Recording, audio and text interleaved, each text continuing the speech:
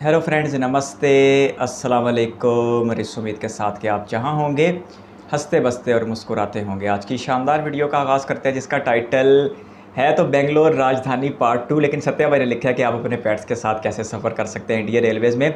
और कुछ दिन पहले बेंगलोर राजधानी का पार्ट 1 देखा था, तो फिर सजेशन आ रही थी कि पार्ट 2 भी देखें। और ये भारत की 2400 किलोमीटर दूरी तक चलने वाली राजधानी है और कहा जाता है कि ये भारत में सबसे ज़्यादा कमाने वाली राजधानी है। और एक भाई साहब जिन्होंने सजेस्ट किया था, बिलाल भाई, वो कमेंट बॉक्स में बता रहे थे कि इस राजधानी ने एक साल में 175 करोड़ रुपए का रेवेन्यू या प्रॉफिट कमाया। तो ऐसे में अगर एक राजधानी भारत की कमाऊ पूत राजधानी है तो फिर उसमें सहूलियात भी ज़बरदस्त होती है। और पार्ट 1 में हम ये चीज़ देख भी चुके हैं। तो पार्ट 2 में देखते हैं कि सत्या भाई को मज़ीद क्या सहूलियात दी जाएंगी और सत्या भाई का यह सफ़र कैसा रहता है। और ख़ास तौर पर जिन्होंने कहा है कि आप पेट्स के साथ भी सफ़र कर सकते हैं कुछ कवानीन के अंदर रहते हुए, उसके बारे में कुछ मालूमात हो जाएगी। तो इस वीडियो का आगाज़ करते हैं, लेकिन उससे पहले रिक्वेस्ट है, चैनल पर फर्स्ट टाइम आए, कंटेंट पसंद आए तो वीडियो को लाइक और चैनल को सब्सक्राइब करना मत भूलिएगा।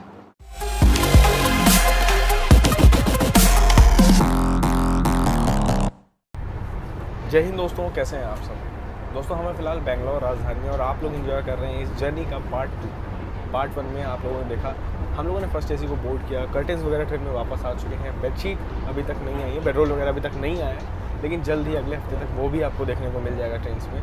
और साथ साथ हम लोगों ने ट्रेन का सूप एंजॉय किया, डिनर एंजॉय किया, फिर पहुँचे सिकंदराबाद, जहाँ हम लोगों ने उसके बाद ब्रेकफास्ट वगैरह एंजॉय किया। बल्हार शाह में लंच फिनिश करते हुए अब इस जर्नी के पार्ट 2 में बढ़ने वाले हैं। वैसे डिज़र्ट आ चुका है, आइसक्रीम यहाँ पे, इसे भी जल्दी से फिनिश करेंगे। लेकिन यहाँ तक का जो सफ़र था अच्छा रहा। बेंगलोर राजधानी में काफ़ी इंप्रूवमेंट भी देखने को मिले ट्रेन में, और साथ साथ रफ्तार 120 की है सिकंदराबाद से आगे के रूट में, ओवरटेक से लगातार चल ही रहे हैं। तो इस जर्नी को पूरा एंड तक देखिएगा क्योंकि मज़ा बहुत ही आने वाला है। यहाँ तक तो कमाल की थी, अभी इवनिंग स्नैक बाकी है, नागपुर बाकी है, सेवाग्राम बाकी है, साथ में आपको इटारसी भोपाल सब दिखाते हुए कल सुबह निज़ामुद्दीन भी पहुँचाना है। 130 किलोमीटर प्रति घंटे की रफ्तार भी बाकी है। तो चलिए इस जर्नी को एंजॉय करते हैं। दोस्तों, मैं अपनी ट्रैवल बुकिंग के लिए यूज़ करता हूँ वीगो ऐप, जो कि एक वर्ल्ड वाइड ट्रैवल ऐप है, जो कि मुझे लगता है ट्रैवलिंग के लिए बेस्ट ऐप है क्योंकि यहाँ पे आपको फ़्लाइट्स, होटल्स, आप सभी चीज़ें बुक कर सकते हैं जो कि ट्रैवलिंग से रिलेटेड है। इनफैक्ट एक्टिविटीज़ भी यहाँ पे अवेलेबल है। और हाल ही में वीगो ने अपनी ट्रेन टिकट बुकिंग भी चालू कर दी है। मैंने अपनी ये टिकट भी वहीं से बुक की थी, जिसका जो बुकिंग प्रोसेस है बहुत ही सिंपल है।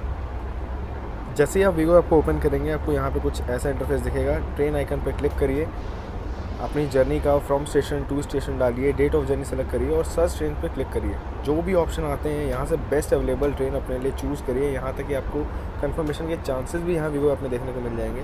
यहाँ से अपनी बेस्ट ट्रेन चूज़ करिए और उसमें अपनी ticket easily and safely book कीजिए। वीगो आपको 100 से ज़्यादा वेबसाइट एंड 1000 से ज़्यादा रिजल्ट्स को कंपेयर करके कम से कम दाम में बुकिंग प्रोवाइड करता है। मेरी तरफ से आप लोग के लिए एक सलाह ये भी है कि ट्रेन टिकट बुक करने से पहले सेम रूट में फ़्लाइट का किराया भी चेक कर लीजिएगा, क्योंकि कई बार वीगो आपको ट्रेन से भी कम किराए में फ़्लाइट टिकट प्रोवाइड करता है। तो ऐसे में आपके लिए जो बुकिंग है वो बहुत ही आसान हो जाएगी।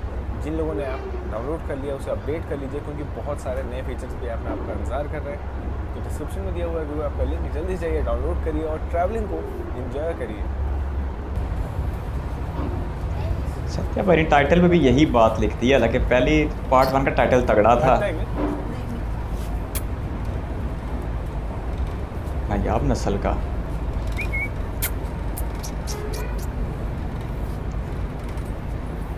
ये बड़े कम देखने को मिलते हैं इस तरह के फर्स्ट एसी में ट्रैवल कर रहा है आज। नाम क्या है? बेंजी।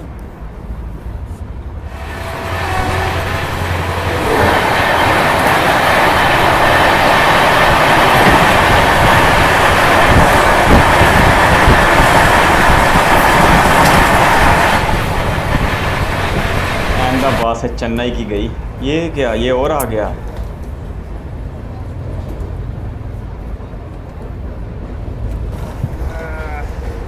ये तो अच्छा खासा मानूस हो गया है। अब बस।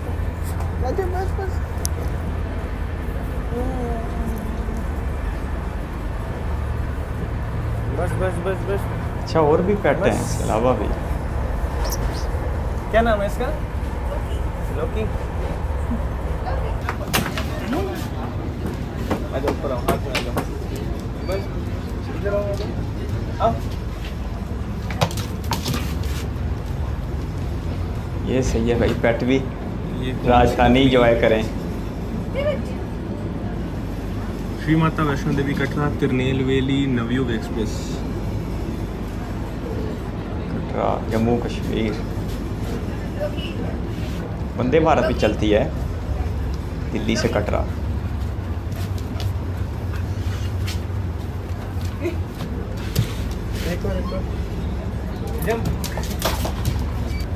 ये अच्छी तफरीयात आ गई है।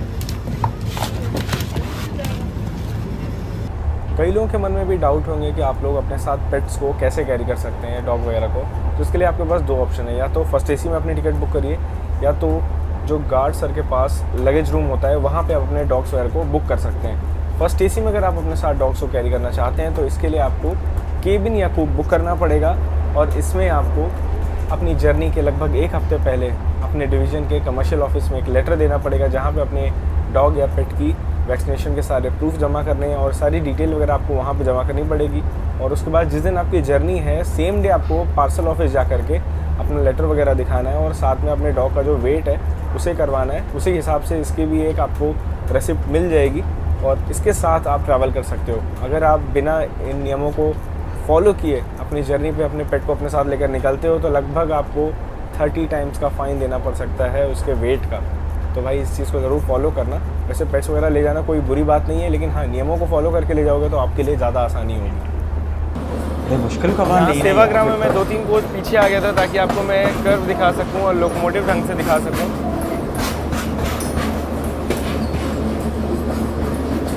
सामने लेकिन एक दूर ट्रेन भी आज की है।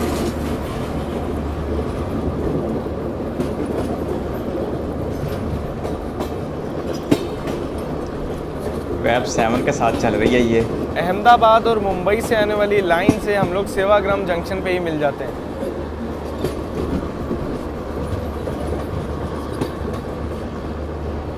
कई बार हम लोगों ने कई ट्रेन जर्नीज़ को यहाँ से शुरू किया है, यहाँ पे एंड भी किया है। गांधी जी का आश्रम भी है सेवाग्राम में, बहुत ही खूबसूरत कर्व यहाँ देखने को मिलता है। यहाँ मतलब आप पूरी ट्रेन देख सकते हो एक ही जगह खड़े होकर। क्या बात है। एक तो अहमदाबाद में गांधी जी का कोई है खारिया आश्रम इस तरह कोई सुना था, वहाँ पे भी उनकी ज़िंदगी का हिस्सा गुजरा है।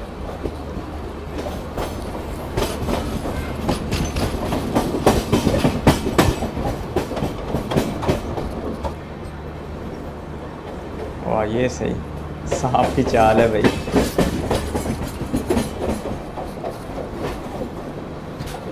फर्स्ट एशियन इस डब्बे के साथ साथ स्टेशन है। यहाँ पे बैठकर हम लोगों ने वेट किया है ट्रेन का, और मतलब पूरे स्टेशन में घूमे टहले हैं और अपनी जर्नीज़ को यहाँ से एंजॉय किया है। मैसूर जयपुर में एक बार मैंने यहाँ जर्नी शुरू की थी। गर्मी काफ़ी ज़्यादा है लेकिन जगह काफ़ी अच्छी है।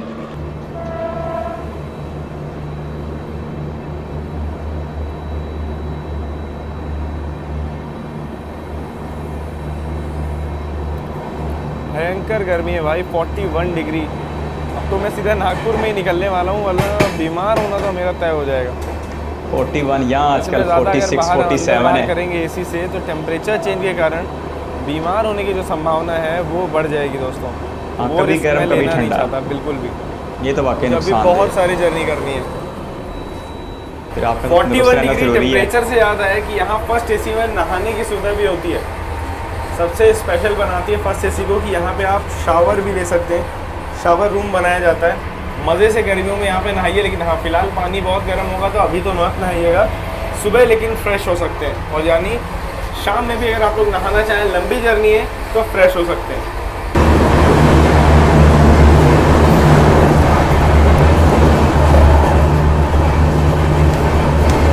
नागपुर में ऐसा लग रहा है मैंने दरवाज़ा खोल करके गलती कर दी। भयंकर गर्मी है, 42 डिग्री टेम्परेचर। सत्य भाई आजकल हम 46 47 एक्सपीरियंस कर रहे हैं 2010 के बाद। का था अराउंड 255 और 320 के बाद यहाँ पे हम लोग पहुँच रहे हैं। 14 साल बाद एक गर्म तरीन साल देख रहे हैं।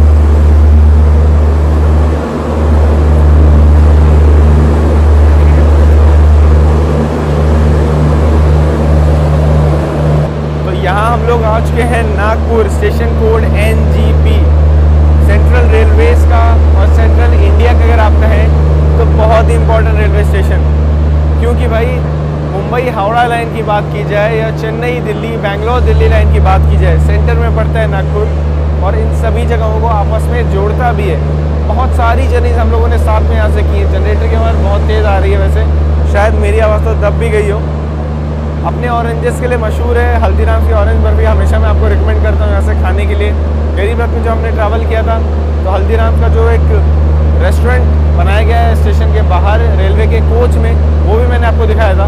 पहले यहाँ से नैनपुर के लिए, जबलपुर के लिए नैरो गेज की ट्रेन चला करती थी। ये जो एरिया आपको पार्किंग का दिख रहा है ना, इसी एरिया से खैर वो चलती थी छोटी लाइन की टॉय ट्रेन, लेकिन अब वो बंद हो चुकी है। लगभग 4-5 साल हो गए उस बात को। अब ये एरिया पूरा पार्किंग में कन्वर्ट हो गया है और उस रूट पे अब ब्रॉड गेज ट्रेनों के चलने की संभावना भी बढ़ती चली जा रही है।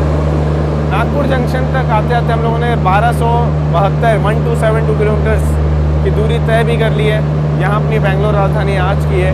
अब सीधा हम लोग जाके रुकेंगे भोपाल। लगभग यहाँ से हम लोग 5-6 घंटे नॉन स्टॉप भागने वाले हैं। और यहाँ डिपार्चर सिग्नल अप्रोच का आपको डिपार्चर दिखाता हूँ और डायमंड क्रॉसिंग भी। फाइनली यहाँ नागपुर से भी हम लोग निकल चुके हैं और सामने आप देख सकते हैं WCM-3 लोकोमोटिव कल्याण शेड का। ये लोकोमोटिव भी धीरे धीरे अब रेयर होते चले जा रहे हैं। WP7 भी है और साथ में कोई ट्रेन पैरेलल हमारी ट्रेन की छूट रही है। WCAM AC/DC दोनों पे चलने वाला, वाकई बड़ा रेयर है। महाराष्ट्र एक्सप्रेस ये वेस्टर्न महाराष्ट्र में है, बस नहीं ईस्टर्न महाराष्ट्र में किनारे पे। मुंबई से नागपुर ही 800 किलोमीटर है तकरीबन, एंड है इधर से। तो वाकई बड़ा मरकज़ी स्टेशन है। नेतन गिदगरी का शहर है और डोली चाय वाले का भी, और हल्दीराम की बर्फी तो वो बता ही रहे हैं। आप लोग को दिखानी थी कई बार जर्नी, वैसे उसके ऊपर से कर चुका हूँ, लेकिन आज एक अच्छा मौका भी मिल गया है कि आपको मैं गोंदिया, बिलासपुर, रायपुर लाइन की ओर जाने वाली एक ट्रेन दिखा पाऊँगा। पहली बार एक पैरेलल रेस टाइप की एक छोटी सी मिल पा रही है हमें इस रूट में। पूरे भारत में डायमंड क्रॉसिंग सिर्फ यहीं पे है। तीसरी ट्रेन भी आज की कोई ना कोई, शायद है कि अब व्यू कवर हो जाएगा। ये चीज़ सिर्फ नागपुर में देखने को मिलती है।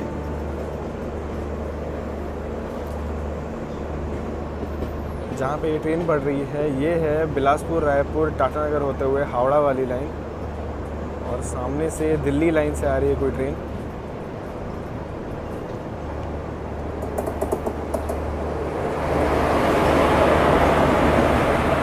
लखनऊ यशवंतपुर एक्सप्रेस वाया प्रतापगढ़ वाली। यशवंतपुर बेंगलोर ही जा रही है ये भी। वो तेरी खैर, क्या बात है भाई। गर्मी काफ़ी ज़्यादा है भाई। इसके बाद चलती अंदर ट्रेन से, वो भी पटरी के ऊपर, जहाँ से दूसरी ट्रेन भी आ रही है। क्योंकि ये जो गर्मी है ये तबीयत खराब कर सकती है, तो इससे बचना ही ज़्यादा उचित होगा।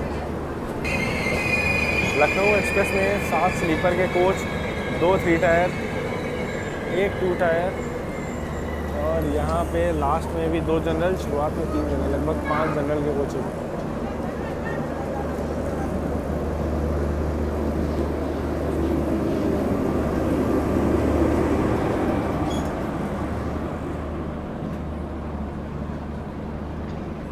मार्च अप्रैल में महाराष्ट्र में गर्मी तो फिर टका के होती है। Diamond crossing, exactly diamond crossing को पार करती हुई ट्रेन आप देखिए, वो डायमंड क्रॉसिंग है जिसमें अभी ट्रेन एग्जैक्टली गुजर रही है। वो ज़बरदस्त चकोर से डब्बे से बने हैं, इतनी दूर से क्या दिखेगा। वो है rarest diamond crossing of Indian railways. ऐसे ही सिर्फ यहीं देखने को जब से पर्दे पड़ गए तब से गैलरी और भी खूबसूरत लगने लगी है, और वैसे तो फर्स्ट ऐसी गैलरी खूबसूरत है ही। यहाँ मैं आप लोगों को दिखा देता हूँ कूप, जो कि 2 लोगों के लिए होता है। अटेंडर कॉलिंग बेल है, यहाँ पे बल्ब वगैरह है, लाइट अगर आप लोग जला दें तो, बाकी मिरर वगैरह है। हाँ खैर यहाँ पे मिरर नहीं दिया गया इस राजधानी में, बाकी कर्टन जल्द भी आपको यहाँ भी देखने को एक कर्टन मिल जाएगा। बाकी विंडो में पड़ चुका है तो धूप से हम बच सकते हैं। सीट काफ़ी चौड़ी है, अपर सीट में जाने के लिए आपको स्टेप्स मिल जाते हैं। यहाँ डस्टबिन मिल जाएगा, खाना खाने के लिए टेबल भी एक है, तो काफ़ी स्पेशियस होता है। आप लोग इन्जॉय कर सकते हैं अपनी जर्नी को इसमें। सामने आप लोग जो लाइन देख रहे हैं वो छिंदवाड़ा से आ रही है। छिंदवाड़ा वाली लाइन मिल चुकी है और हम लोग अब अमला जंक्शन स्किप करने वाले हैं।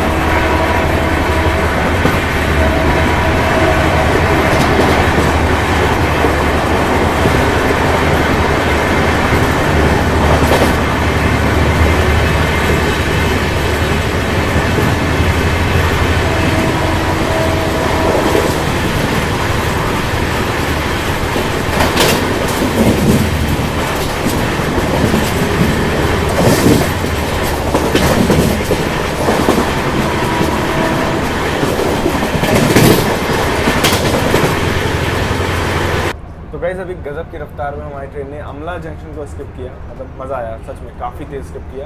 छिंदवाड़ा वाली लाइन होती है अमला में, इसलिए उसे जंक्शन कहते हैं। बाकी यहाँ पे हमारे इवनिंग स्नैक्स आ चुके हैं, जिसमें नीलम की सैंडविच है और यहाँ पे कचौरी हो गई, सोहन केक। अब नागपुर से निकले तो सोहन केक तो बनता ही है, साथ साथ यहाँ पे कुछ बादाम है और चाय बनाने की सामग्री होगी या इसमें चाय बनी बनाई है ये देखना पड़ेगा मुझे। अच्छा, तो उसमें बनी बनाई चाय भी है, तो शाम थोड़ी अच्छी कटने वाली लग रहा है। बाकी नज़ारे सुंदर चल रहे हैं, बस एक थोड़ा सा दुख है कि अभी गर्मी के कारण सब सूखा हुआ है, लेकिन मानसून में बहुत ही खूबसूरत लगता है। मानसून में तो फिर सबसे बढ़ के कोनकर और वेस्टर्न घाट चाय तो मतलब खूबसूरत वाकई होते में हैं। बहुत ही लाजवाब बनाई है ट्रेन की पेंट्री में, सच में यार चाय बहुत अच्छी बनी, मज़ा आया मतलब चाय में। अभी सो के उठाई मार ली मैंने इतनी देर में, और ऐसे में अच्छी चाय मिल गई तो मज़ा आया। अब बाकी कचौरी देखते हैं कैसी है। बेंगलोर राजधानी सबसे कमाऊ पूत है इंडियन रेलवेज़ का, राजधानी में सहूलतें तो देनी चाहिए। बहुत ही बढ़िया स्वाद है और फीलिंग भी की गई है अच्छे से लोग। अब टेस्ट कर लेते हैं अपनी नम्मा राजधानी की सैंडविच। नमा, अच्छा, ये बेंगलोर से आ रही है ना, इसलिए नमा बेंगलुरु। उधर की मेट्रो भी नमा मेट्रो है। बेंगलोर में हर चीज़ ही नमा ही है। इवनिंग स्नैक्स के तो दिल जीत लिया यार, मतलब। और डिनर में भी वैरायटी मिलने वाली है, वो सरप्राइज आप लोग एंड में देखिएगा क्या मिलने वाला है। नमा का मतलब है शायद डिनर में मेरा कुछ नया मिलेगा, आज पनीर नहीं होगा क्योंकि पनीर रिपीट हो रहा है ना 2 दिन से। नमू एक नमा और यहाँ हमारी ट्रेन अभी बेंगलुरु। बैतूल स्किप कर रही है। मतलब मैं इवनिंग स्नैक्स कर ही रहा था, अचानक से बैतूल आ गया। तो भाई जो लोग बैतूल से बुरा मत मानिएगा, कमेंट सेक्शन में लिखाइएगा कि आप लोग यहीं से हैं, और जल्द ही मैं आपको इसे दिन में किसी ट्रेन से कवर करके दिखाने की कोशिश करूँगा। रफ्तार तो कमाल की बनाई है। तो दोस्तों यहाँ मरमझीरी से हम लोग अब घाट सेक्शन भी इंजॉय करने वाले हैं, धारक वाला। यहाँ पे बैक टू बैक टनल्स वगैरह देखने को मिलती हैं, वो आने वाला है। तो स्टेशन को याद कर लीजिए, अगर आप ट्रैवल कर रहे हैं मानसून में तो इसके आगे की जर्नी को मिस मत करिएगा, सो मच जाइएगा अगर आप किसी ट्रेन में। तो ये अब शायद एमपी में फिर रहे हैं या फिर झारखंड, लेकिन नहीं, शायद एमपी में ही है।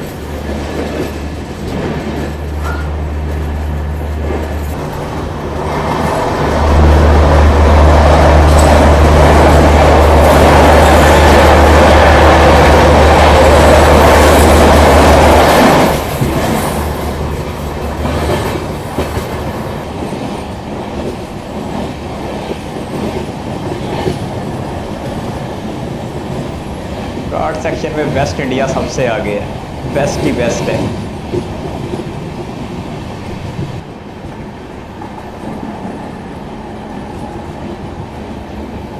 ये भी अच्छा है, ख़ास में शाम का वक्त हो रहा है ना, इससे नज़ारा अच्छा हो रहा है। लेकिन जो वेस्टर्न घाटों और फिर उसमें मानसून का मौसम, क्या बात है। जो वाटरफॉल उधर जारी होते हैं, ज़बरदस्त नज़ारा बनाते हैं। सेक्शन बहुत ही खूबसूरत लगता है। हाँ, अगर इधर भी बारिश होती तो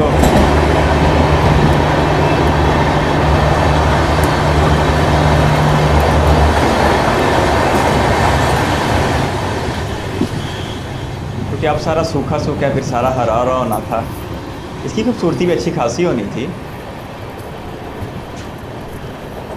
ऐसे में किसी ट्रेन के साथ क्रॉसिंग हो जाती तो मज़ा आ जाता।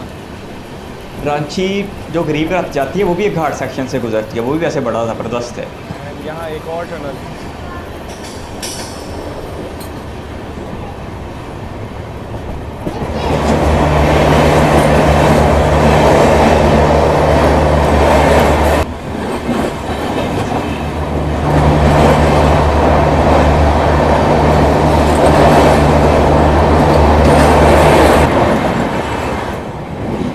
टनल्स तो इधर भी बैक टू बैक आ रहे हैं।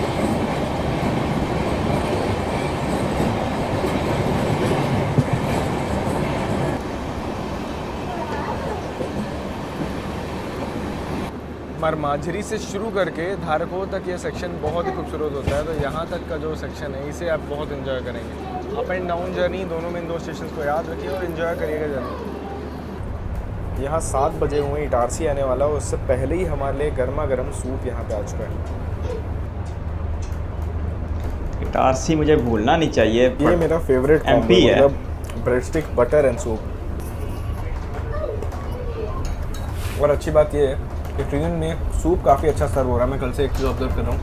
हाँ, बस एक बात को बुरा लगा कि रिपीट हो रहा है, सेम टमाटो सूप भी मिल रहा है 3 बार से। फ्लेवर भी बदलना चाहिए। बाहर भी जाना है जल्दी से।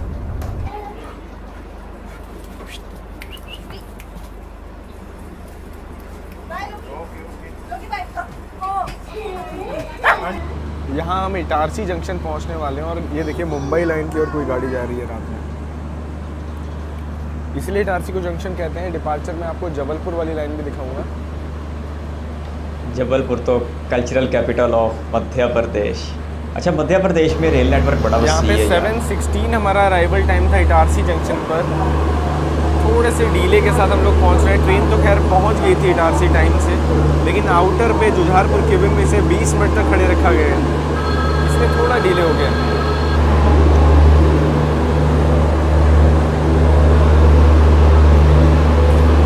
नॉर्थ से साउथ निकल जाओ, ईस्ट से वेस्ट निकल जाओ, मध्य प्रदेश से गुजरना ही पड़ता है। पहले हमारी राजधानी एक्सप्रेस का नागपुर के बाद सीधा भोपाल स्टॉप था और वीरांगना लक्ष्मीबाई और सीधा दिल्ली। लेकिन कोविड के बाद से बहुत सारे स्टॉपेजेस ऐड हो गए हैं, जैसे अभी इटारसी भी हमारी ट्रेन रुकती है और झांसी के बाद यानी वीरांगना लक्ष्मीबाई के बाद ट्रेन ग्वालियर, आगरा इन सभी स्टेशन में रुकेगी। शेड्यूल भी चेंज हुआ है, पहले 8:20 छूटती थी बेंगलोर से, अब 8 बजे छूटती है और अराउंड 5:50 पहले पहुँचती थी निज़ामुद्दीन, अब सुबह 5 बजे ही पहुँच जाएगी। इटारसी को जंक्शन क्यों कहते हैं ये तो मैंने आप लोगों को बता दिया। बाकी यहाँ खाने पीने को कोई दिक्कत होगी नहीं। बहुत ही मेजर स्टेशन है इस रूट का, जान है इस रूट की, क्योंकि यहाँ पे मुंबई रूट की गाड़ियाँ, अहमदाबाद रूट की गाड़ियाँ, साथ साथ अपने प्रयागराज, जबलपुर इन सभी रूट्स की गाड़ियाँ दिल्ली लाइन, साउथ लाइन से मिलती हैं, इसलिए बहुत इंपॉर्टेंट जंक्शन हो जाता है। खैर यहाँ का तो यहाँ का जो स्टॉपेज है वो तो वर्थ है राजधानी के लिए। मिलता हूँ आप लोगों से डिपार्चर पर।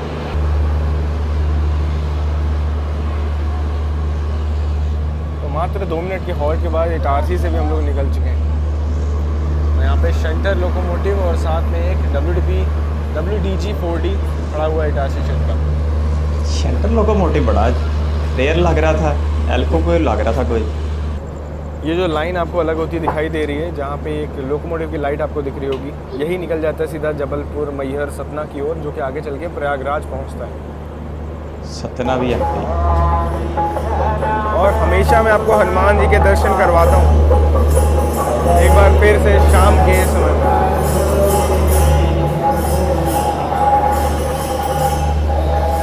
मौका अच्छा था कि हम लोग आरती में भी शामिल हो पाए और आज नवरात्रि का पहला दिन है।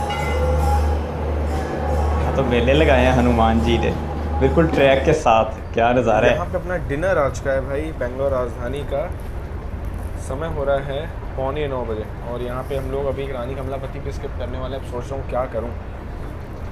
रानी कमलापति झांसी, ये अब यूपी में आ गए। कमलापति देवी रेलवे स्टेशन यानी हबीबगंज को स्किप कर रहे हैं।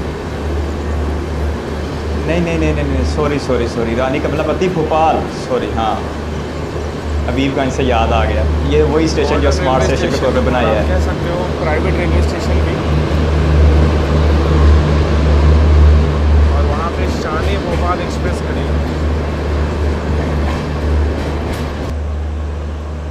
वो है लक्ष्मीबाई है वो स्टेशन, वो झांसी है। कुछ ट्रेनों के नाम बड़े यार सुनने में अच्छे लगते हैं, जिस तरह शान भोपाल बता रहे हैं या एक आज़ाद हिंद एक्सप्रेस। लगता है इस खित्ते में भी उर्दू रही है या अभी भी बोली जाती है। फाइनली हम लोग अभी भोपाल जंक्शन पहुंच रहे हैं और टाइम यहाँ पे ऑलरेडी 9:15 ऑलमोस्ट हो चुका है। 8:50 का हमारा यहाँ पे अराइवल टाइम था, थोड़ा डिले हो चुका है। बाकी खाने पीना भी आप देख सकते हो, मतलब अगर आप किसी नॉर्मल ट्रेन से आ रहे हो तो काफ़ी वैरायटी यहाँ पे अवेलेबल है।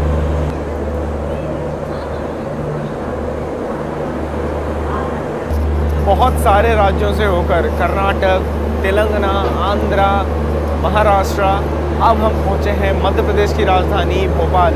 खैर मध्य प्रदेश तो इटारसी से ही लग चुका था, लेकिन फाइनली जाके मध्य प्रदेश की राजधानी भोपाल में पहुँचे हैं। यहाँ से बहुत इंपॉर्टेंट रूट्स गए हुए हैं। उज्जैन इंदौर वाली लाइन जो कि आगे नगदा वगैरह के रूट में जाती है, और हम लोग बढ़ने वाले हैं दिल्ली लाइन पे। और यहाँ पे आपको सारी सुविधाएँ मिल जाएंगी स्टेशन में। अगर आपकी ट्रेन में किसी की तबीयत वगैरह ख़राब है तो आप यहाँ पे डॉक्टर बुलवा सकते हो TTC सर से बात करके। बाकी एक अच्छा खासा हॉल्ट मिल जाता है, 10 मिनट का हॉल्ट हमें भी यहाँ पे मिलने वाला है भोपाल जंक्शन में। खाने पीने की कोई दिक्कत नहीं होगी, काफ़ी बड़ा रेलवे स्टेशन है और यहाँ पे आपको साउथ इंडियन से लेकर नॉर्थ इंडियन और मुंबई स्टाइल का वड़ा पाव वगैरह सभी चीज़ें मिल जाती हैं। तो वैरायटी अच्छी खासी है यहाँ पे। और इसके बाद हमारी ट्रेन का अब जो रन है यहाँ से 130 kmph पर आवर का होगा। सिकंदराबाद से भोपाल तक 120 की परमिशन थी, अब यहाँ से 130 की होगी निज़ामुद्दीन तक। और आगे हम लोग उत्तर प्रदेश राजस्थान होते हुए कल सुबह 5 बजे तक हज़रत निज़ामुद्दीन पहुँचने वाले हैं। डिनर हमारी सीट में इंतजार कर रहा है। मैंने सोचा पहले भोपाल जंक्शन आपको दिखा दूँ, उसके बाद आगे की बातें तो ऐसे होती रहेंगी खाने पीने की। अच्छा, राजस्थान में बीच में पड़ेगा। यहाँ पे 9:25 पर हम लोग भोपाल जंक्शन से निकल रहे हैं। थोड़ा बहुत हिस्सा ही आएगा इसका।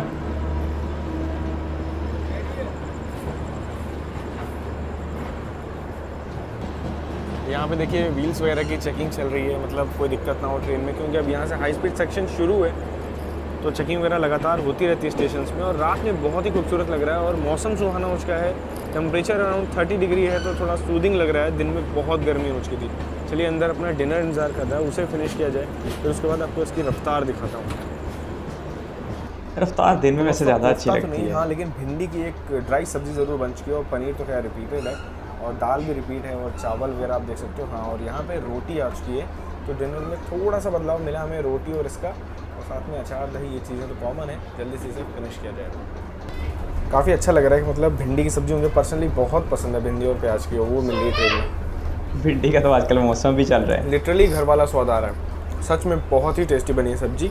और फर्स्ट एसी में ट्रैवल करने का मेन फ़ायदा जो हमेशा से आपसे बताता आ रहा हूँ, खाना पीना ट्रेन में ही बनता है फर्स्ट एसी का, स्टेशनों में चढ़ाया नहीं जाता, इसलिए चीज़ आपको अच्छी और फ्रेश मिलती है।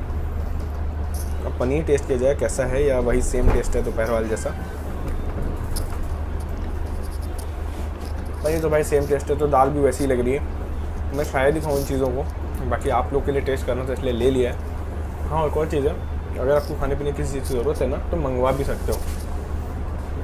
ट्रेन जर्नी में ऐसी कोई रोक नहीं होती कि आपको ये नहीं खाना वो नहीं खाना। बाकी हाँ, चिकन वगैरह जिसको खाना है, नॉनवेज आइटम के लिए भी मेन्यू होता है। आप बुकिंग के टाइम पे ये ऑप्शन भी चूज़ करते हो, या तो फिर नो फूड का ऑप्शन भी आप चूज़ कर सकते हो। ठीक है, अगर आप घर से खाना लाना चाहते हो, बाहर का आप बिल्कुल नहीं खाते हो, कई लोगों के पेरेंट्स होते हैं जो नहीं खाते, ऐसे में आप ये चीज़ चूज़ कर सकते हो। मैं इसे जल्दी से फिनिश करता हूँ क्योंकि अब ट्रेन की जो स्पीड रन है, जो स्पीडी रन है, वो शुरू होने वाला है। वो आपको दिखाना है इसके बाद।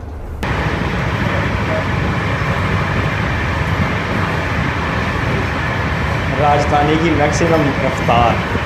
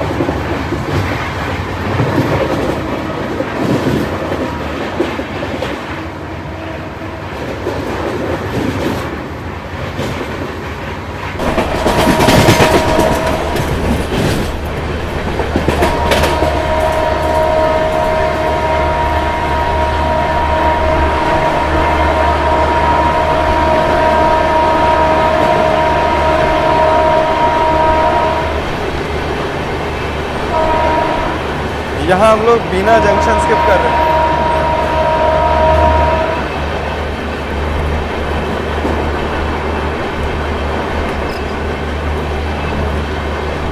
बीना अभी भी शायद एमपी में ही है।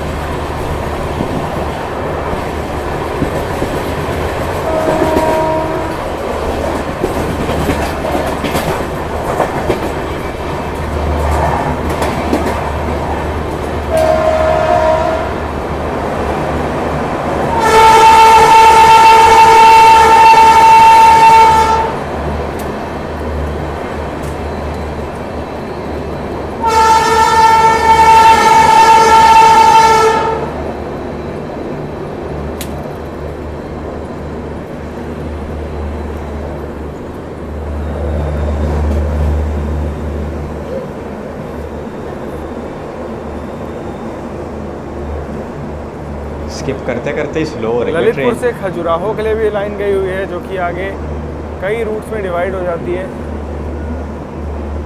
खजुराहो वही जहाँ पे अभी हम पिछले लोगों दिनों ने सैफरन वंदे भारत चली है, ललितपुर को भी स्किप कर लिया। वही जो 160 किलोमीटर तक जाती है, लेकिन सिर्फ दिल्ली से आगरा के बीच।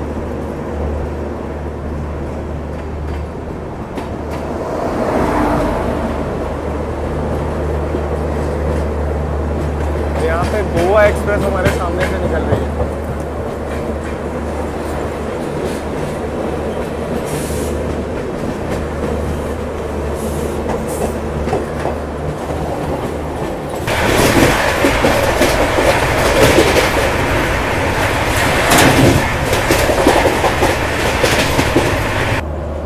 फाइनली 12:20 पर हम लोग पहुंच चुके हैं वीरांगना लक्ष्मीबाई यानी हमारे झांसी रेलवे स्टेशन। वहाँ पे खड़ी है खजुराहो कुरुक्षेत्र एक्सप्रेस और यहाँ पे एपी एक्सप्रेस भी खड़ी है। विशाखापट्टनम पहुंचे हैं से झांसी। चलकर नई दिल्ली को जाने वाली एपी एक्सप्रेस। अभी अभी रात में झांसी रेलवे स्टेशन लग रहा है साफ किया गया है और एकदम चमचमा रहा है रेलवे स्टेशन। पहले तो मुझे लगा कि बारिश हुई है, लेकिन बाद में नोटिस किया कि यार बारिश तो हुई नहीं पूरे रास्ते, कोच भी सूखा है अपना। होती भी सही, तो ऊपर वैसे भी शेड लगे हैं।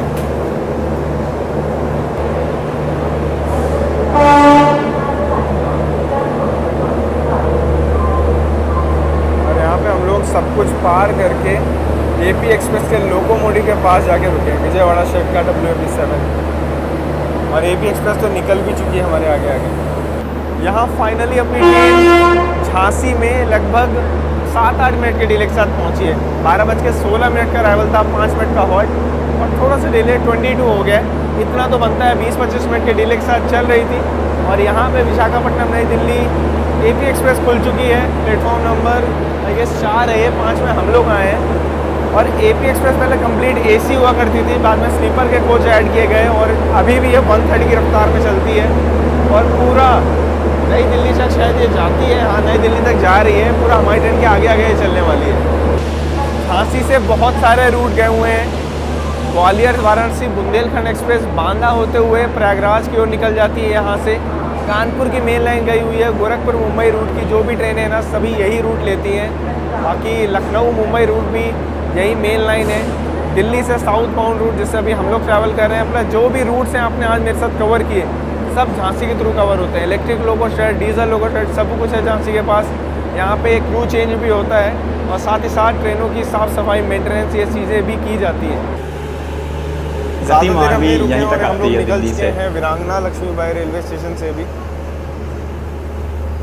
जो कि ये वंदे भारत से पहले भारत की सबसे तेज़ तरीन ट्रेन थी। अभी भी 160 तक जाती है। रात काफ़ी ज़्यादा हो चुकी है, सोया जाए क्योंकि कल सुबह 4:30 तक उठना पड़ेगा। निज़ामुद्दीन अगर गाड़ी 5 बजे पहुँच रही है तो फिलहाल के लिए गुड नाइट। मैं आप लोगों से सुबह मिलता हूँ निज़ामुद्दीन में।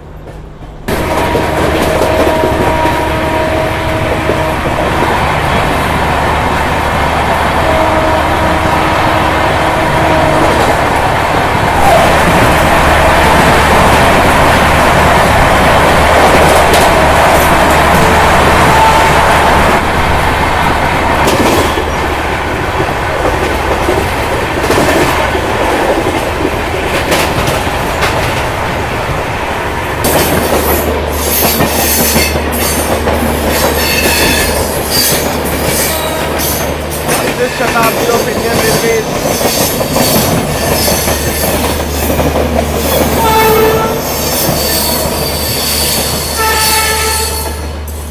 फास्टेस्ट भोपाल शताब्दी, भोपाल शताब्दी जाने वाली 160 किलोमीटर, 150, 14 मिनट यानी 6:15 बजे तक आप कह सकते हो हम लोग पहुंच रहे हैं हजरत निज़ामुद्दीन रेलवे स्टेशन।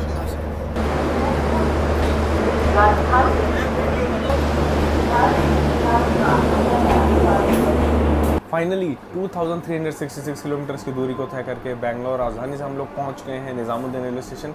ट्रेन तो एक्चुअली 5:25 के आसपास ओखला पहुंच गई थी, लेकिन उसके बाद वहीं पे खड़े रखा गया और 6:15 train finally platform number 7 I guess पे उस पर पहुँची है। और जो डिले है वो थोड़ा बहुत हो गया है यहाँ आते आते, बाकी लेकिन सफ़र में कोई दिक्कत नहीं। काफ़ी मज़ा आया आप लोगों ने मेरे साथ वीरांगना लक्ष्मीबाई यानी झांसी तक ट्रेन के इस जर्नी को एंजॉय किया। उत्तर प्रदेश हमने टच कर ही लिया था, क्योंकि भाई जो झांसी रेलवे स्टेशन है उत्तर प्रदेश के अंदर आता है, उसके बाद राजस्थान लगा बीच में, फिर वापस उत्तर प्रदेश लगा और फिर हम लोग फाइनली पहुँचे निज़ामुद्दीन। बीच में हम लोगों ने ग्वालियर और आगरा में भी स्टॉप लिए, जहाँ मैं भाई सो रहा था, 4 घंटे की नींद मिली है अपने को लगभग।